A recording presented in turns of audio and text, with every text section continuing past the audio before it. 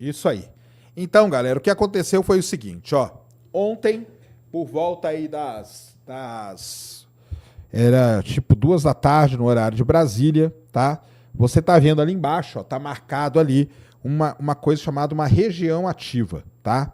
Então, essa região ativa, conhecida como região ativa 3664, é onde você tem uma grande quantidade de manchas solares. Então, a primeira coisa que a gente precisa entender é o que é uma mancha solar. Então, vamos lá. O Sol, ele é uma estrela. O campo magnético do Sol não é um campo magnético bonitinho igual ao da Terra, de polo, né? Norte e sul. O campo magnético do Sol, devido a um negócio chamado rotação diferencial. O que é a rotação diferencial? Cada pedaço do Sol gira numa velocidade diferente. Então, os polos giram numa velocidade, o centro do Sol gira em outra velocidade, e essa rotação diferencial do Sol, faz com que ele gere um campo magnético que é muito bagunçado. Esse campo magnético gera vários dipolos magnéticos ali na superfície solar. Esses dipolos magnéticos são ligados pelas linhas de campo magnético. Quando você começa a ter uma grande concentração de linhas de campo magnético, o que acontece é o seguinte: por um efeito da termodinâmica, o calor para de passar por essas linhas de campo magnético, beleza? Então, parou de passar calor, aquela região onde você tem uma grande concentração de linhas de campo, ela fica mais fria. Mas não é que ela é fria, não. Presta atenção, ela fica mais fria do que o resto do Sol. E aí o efeito é o seguinte: imagina que você tem na sua casa uma panela ou uma frigideira, tá? A frigideira está super quente, com o óleo super quente, fervendo. Você pega e joga um balde de água fria em cima da frigideira. O que vai acontecer? Aquilo lá vai explodir, não explode? Então, quando você tem essas linhas de campo magnético que deixam, essa região começa a esfriar rapidamente. Só que você está no meio de um plasma super quente. Quando isso acontece, pode ser que você tenha explosões. É daí que surgem as explosões solares, as flares, que a gente chama, tá? As flares são classificadas de acordo com a sua intensidade em B, C, M e X. A X é a mais poderosa de todas. O que aconteceu ontem foi que a gente teve aquela grande concentração de manchas solares. Quando você tem uma grande concentração de manchas solares, você tem o que a gente chama de uma região ativa, e essa região ativa começou a entrar em erupção sem parar. Na verdade, foram 4, 5 erupções, tá? Explosões que aconteceram ali. Essas explosões começaram a emitir flares de classe X e algumas ejeções de massa coronal. O que é uma CME? Uma ejeção de massa coronal. Quando você tem uma grande explosão no Sol, essa explosão ela é tão grande, que uma parte do plasma solar vai junto com ela, entendeu? É isso basicamente que acontece. Então, foi emitida essa grande quantidade de plasma que veio viajando.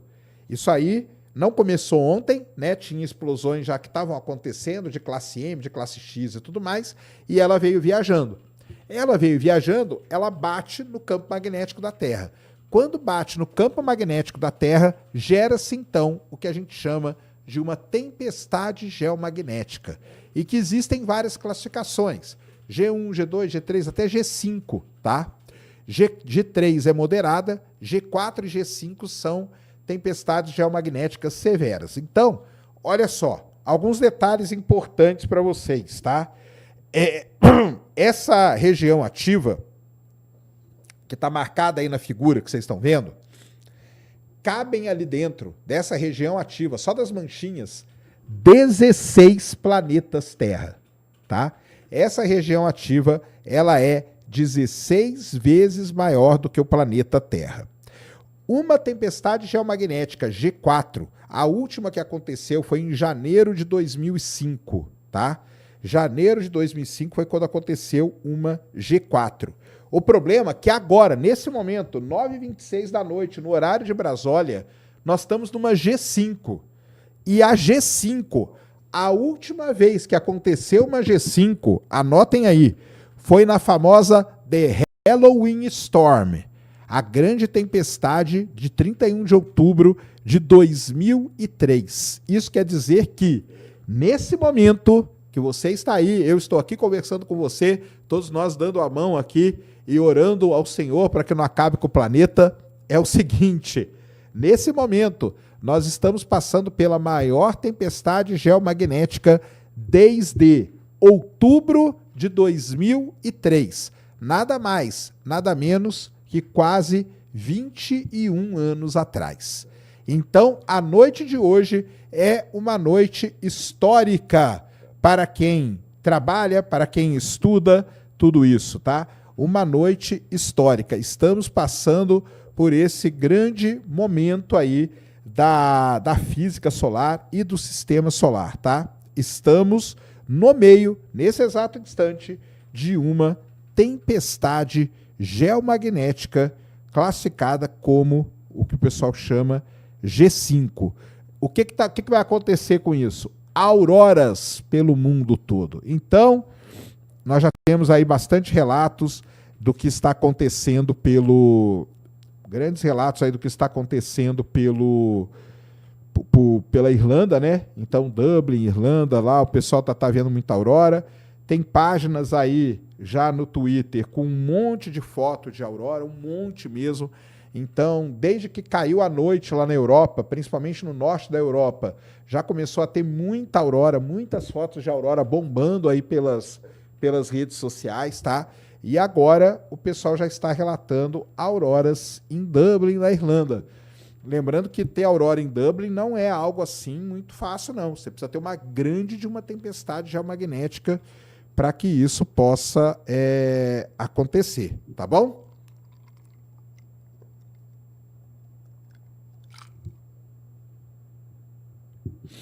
Então é isso que estamos vivendo nesse momento no nosso planeta Terra. Uma fortíssima tempestade geomagnética, uma G5, tá? Uma G5, algo que a gente não tinha desde o ano de 2003, tá, galera? Desde o ano de 2003.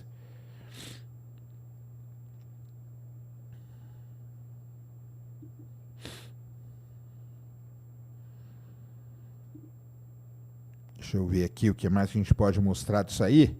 Então, tá ali, né, a foto da tempestade. Agora vamos entrar aqui nos serviços, tá? Vamos entrar aqui nos serviços oficiais da NASA. Da NASA não, do NOAA, né, o primeiro. O primeiro é o NOAA. E ó, cara, será que o site do NOAA caiu? Deixa eu ver um negócio aqui. Se o site do NOAA caiu, o bicho tá feio mesmo.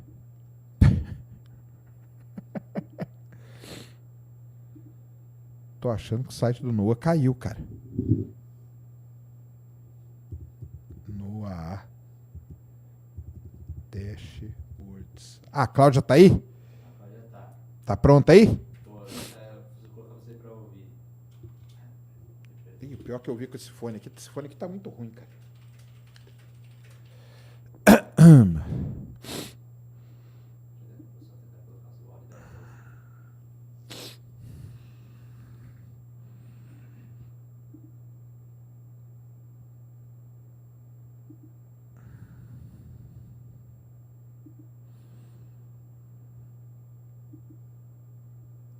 Tô achando que o site do NOAA deu uma caída, viu? Deu uma caída. Não, já tem previsão de G6 no NOAA? Sério? Caramba. Então, aqui, ó, meu site do NOAA, ele caiu, viu? NOAA Dashboards. Como tá aí? Se ela estiver pronta, aí a gente pode falar com ela. Tô só tentando ver como eu vou conseguir colocar a voz dela no seu microfone, no seu fone, pra você não ter que ouvir. Não, pode pôr o vídeo da TV ali, não tem problema não.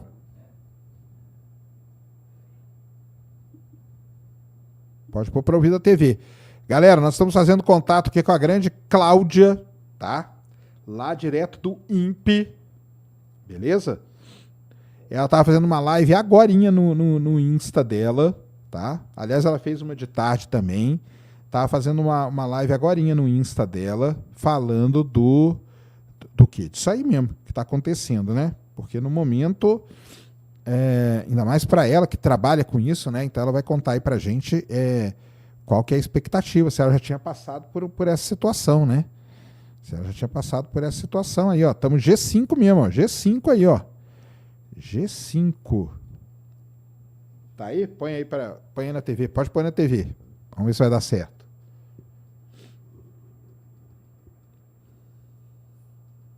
Pode falar.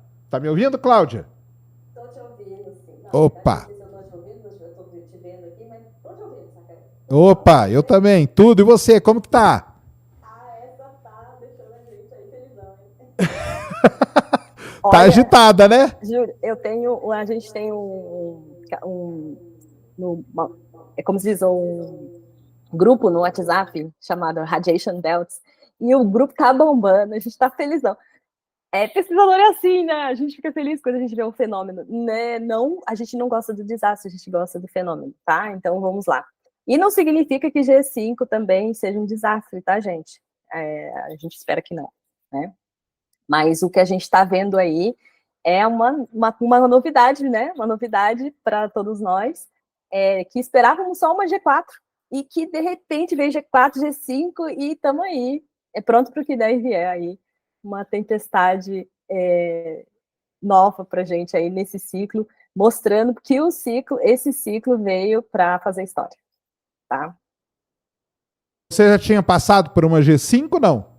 Não na situação que eu estou hoje, trabalhando com o que eu trabalho e com o entendimento do que significa isso, não tinha passado, não, tá? A gente estuda muito essas tempestades mais intensas e elas são utilizadas para a gente trabalhar e estudar, né? Enfim, como se comporta, quais são as respostas, qual é o nível de compressão da magnetosfera e todas essas coisas. Então, a gente usa isso, sim, para estudar, porque são os eventos mais severos, né? No caso, esses são os eventos mais extremos, que são os eventos que trazem para a gente os contextos que a gente não espera. Então, quanto mais segurança a gente tiver no entendimento desses sistemas, nessa situação, a gente consegue se prevenir melhor, né? Ah, entendi, é isso mesmo. E como que estão os satélites aí? Que você cuida dos satélites. Para quem não lembra, a Cláudia está lá no INPE, ela cuida dos satélites. Como que estão as coisas aí com eles? Por enquanto, não tem nenhum problema com nenhum satélite. Eu até estou aqui hoje, né? Eu já abri de manhã, dei uma investigada aí em como está o arrasto atmosférico para as respostas que eu consigo ter, né? Mais rápido, que seria ver se os sistemas já mediram uma alteração no semi-eixo maior de alguns satélites, que a gente consegue fazer essa detecção. E, por enquanto, eu ainda não percebi esse dado significantemente para os nossos satélites. Mas eu acredito que o arrasto atmosférico é um processo, então ele pode, como ela está persistente ao longo do tempo, então a gente pode começar a observar isso amanhã. Amanhã eu vou estar lá no INPE, vai ser meu tempo de fazer o rastreio e trabalhar com isso. E hoje eu vou estar aqui também, estou aqui com os meus colegas no chat também, para ver se teve alguma alteração em dados dos nossos satélites. Mas até o momento, né, porque os satélites nossos, eles vão passar daqui a pouco, tá? Os mais importantes para a gente, que são o Cibers e o Amazônia, eles entram em visibilidade daqui a pouco. Então, aí a gente vai poder ver mais informação deles daqui a pouquinho. Isso daí, mas a gente está bem confiante, assim, que a resiliência dos nossos satélites, ela está dando uma resposta muito boa a todas as tempestades que tem passado, porque, para mim, assim, as tempestades do tipo S, que são quando vem muitas partículas mesmo, elas são as que deixam a gente um pouco mais preocupados, tá? A geomagnética, que seria essa flutuação mesmo do campo magnético, que promove esse arrasto atmosférico, acaba mexendo com a altitude do satélite, né? E a gente tem uma altura de segurança para os nossos satélites. Então, o máximo que pode acontecer é eu precisar fazer manobras com uma frequência maior, o que provavelmente eu vou ter que fazer na próxima semana. A gente vai ter que fazer alguma manobra para corrigir a altitude do satélite. Mas, por enquanto, ainda não tivemos nenhum problema com os nossos satélites até agora, tá? Isso é bom. E algum satélite aí, alguma notícia? Porque ontem, se não me engano, teve um lançamento de Starlink, né? Será que esses vão ser afetados? Olha, quando isso acontece, sai rapidinho na mídia, né? Então, o Elon Musk, só para vocês terem uma ideia, tá? Na época que aconteceu aquele evento em que ele perdeu uma quantidade grande de satélites, ele estava tentando uma estratégia de colocar o satélite numa certa altitude, e essa altitude é uma altitude mais baixa, bem mais baixa do que a dos nossos satélites, por exemplo. E ele fez isso sabendo que tinha uma tempestade, mas ele não sabia que ela ia ser canibal igual essa, né?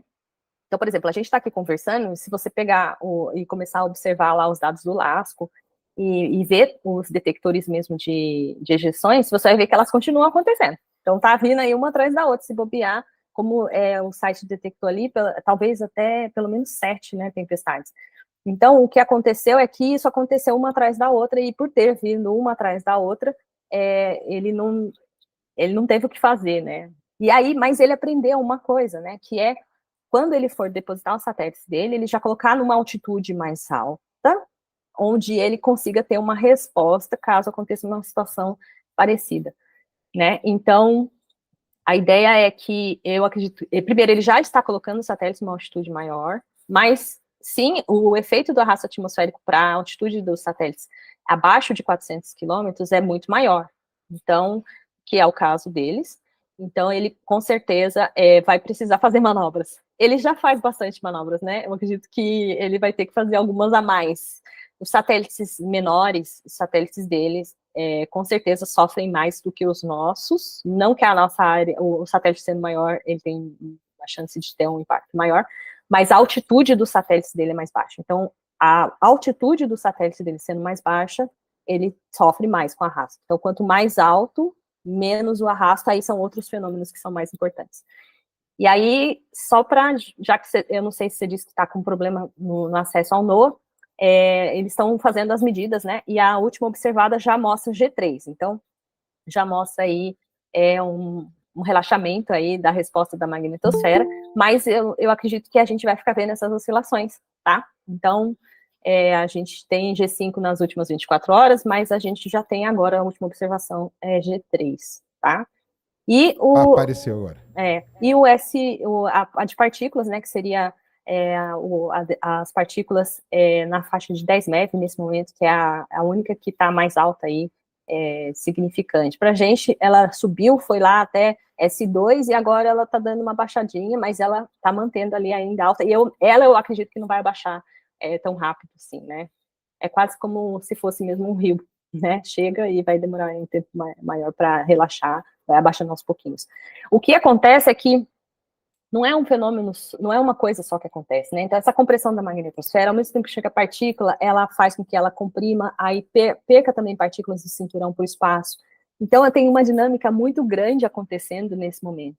E para a gente, quando a gente está observando esses dados com sensores lá no espaço, é um momento rico de dados. Se não falhar o satélite na hora de pegar esses dados e saturar tudo, né? Que também é uma coisa que pode acontecer. Né? Entendi. Então, beleza. Ó, o professor César Linze, grande professor, mandou aqui 5 pra gente. Fala, Serjão e Cláudia. É aquilo lá, né, que a gente já comentou aqui, mas que agora fica mais intenso ainda a galera comentando, né? Que muitas pessoas vêm relacionando terremotos e clima extremo com tempestades solares. E aí? Sérgio, então, é muito interessante o pessoal pensar nisso, né? E, assim, não tem nenhuma evidência que isso seja verdade, tá? Tem um pesquisador da NASA que eu trabalhei com ele na época, eu tive contato com ele quando eu estava lá na NASA, que é o Alex Young. Ele tem um canal que é thesuntoday.org, que você deve conhecer, e ele faz uma análise, ele pega todos os dados de terremoto ao longo do tempo e todos os dados de tempestade solar, e ele coloca tudo junto ali, e aí ele vai explicando para as pessoas a falta de qualquer correlação entre a ocorrência dos dois, tá? Então, não existe nenhuma correlação entre o aumento do número de tempestade solar, mesmo porque, sabe o que eu estava pensando, Sacane, que isso é uma coisa que eu vou conversar dentro do INPE, até mesmo, para a gente começar a melhorar a forma de passar essa informação, que é o seguinte, você tem um evento, um fenômeno que acontece no Sol, a gente tem várias coisas que acontecem no Sol, a gente tem as manchas solares, tem o buraco coronal, a gente tem as distorções do campo magnético, a gente tem as explosões solares, ejeção, erupção, enfim, tem um monte de coisa que acontece lá no Sol, e aí esses processos que acontecem lá no Sol, a gente está observando, e aí às vezes esses processos vêm na direção da Terra e geram algum tipo de fenômeno aqui, tá? Então a gente pode ter uma tempestade que acontece lá no Sol, e que não vai chegar aqui na Terra. Quando ela chega aqui na Terra, a gente tem uma resposta da Terra a esse fenômeno. Essa resposta que é o que a gente mostra aqui, que são os índices. E esses índices que mostram, por exemplo, quando eu digo, está tendo uma tempestade G4, eu estou tendo uma resposta da minha magnetosfera a um evento que veio do Sol. Essa resposta da minha magnetosfera a este evento que veio do Sol é isso, é ela trabalhando ali para poder conter esse evento que veio do Sol. E então, isso que está acontecendo no Sol não veio aqui, pôs o dedinho na Terra, entendeu? É a resposta da minha magnetosfera a esse fenômeno. Então, não tem como isso afetar do jeito que as pessoas pensam, porque o que algumas pessoas alegaram? Porque quando a gente está estudando, a gente coloca tudo na mesa, tá? A gente coloca ali todas essas coisas, tem vulcão, tem terremoto, tem tsunami, a gente põe tudo na mesa ali e vai tentando encontrar esses paralelos entre esses fenômenos. Aí se você encontra, sei lá, olha, viu, eu medi um terremoto bem no dia que aconteceu a tempestade solar. Bastou você dizer isso para essa correlação acontecer? Não. Você tem que explicar por que ela ia acontecer. Então, para algumas pessoas, elas podem dizer assim, Cláudia, mas é porque a corrente de anel que foi gerada lá no espaço induziu correntes na rocha, e aí essa corrente fez com que mudasse a composição. Então, o que a gente tem na literatura hoje é que o tipo de oscilação, de variação e flutuação nessa corrente não tem potência, vamos dizer assim, energia para comprometer a rocha nesse ponto de fazer com que um terremoto aconteça, entendeu? Ela é tão significante quanto qualquer outro fenômeno pode gerar impacto de corrente numa rocha. Uma linha de transmissão pode gerar isso, entendeu? Então, não tem como fazer essa correlação nesse momento com esses fenômenos, tá? Então, não tem. E como eu disse para vocês, não é o dedinho do Sol que vem e encosta aqui na Terra, tá, gente? Quando eu digo estou tendo uma tempestade, eu estou tendo uma resposta da minha magnetosfera a um evento que aconteceu no Sol, tá? Então, tira isso da cabeça de vocês. Aí vocês vão, muitas coisas também, sacane, já extrapolando, aí o pessoal associa com tempestade, raio, gente, raio acontece o tempo inteiro no planeta, o tempo inteiro. Faz parte do circuito elétrico global, você ter esse processo de transferência de corrente entre a ionosfera e a Terra, porque a Terra é um grande corpo carregado, tá? Então, essa troca está acontecendo o tempo inteiro no planeta e ele vai se auto-equilibrando nesse processo. Então, o Sol mandar ou não mandar esse tipo de processo para cá, ele perturba, oscila, gera um tipo de onda, a gente tem troca de energia, mas não aumenta o raio, diminui o raio, faz chover ou não faz chover, não são esses fenômenos. O que interfere, o pessoal fala, o Sol interfere, às vezes eles me perguntam assim, o Sol interfere no clima da Terra? Eu sou responsável pelo clima da Terra, né? A gente só tem energia na Terra porque tem Sol. Mas o que a gente faz aqui na atmosfera é muito mais importante com relação à dinâmica, né, desse transporte de energia dentro, do que você dizer que uma torção magnética que aconteceu lá na coroa solar vai gerar uma tempestade aqui na Terra, tá?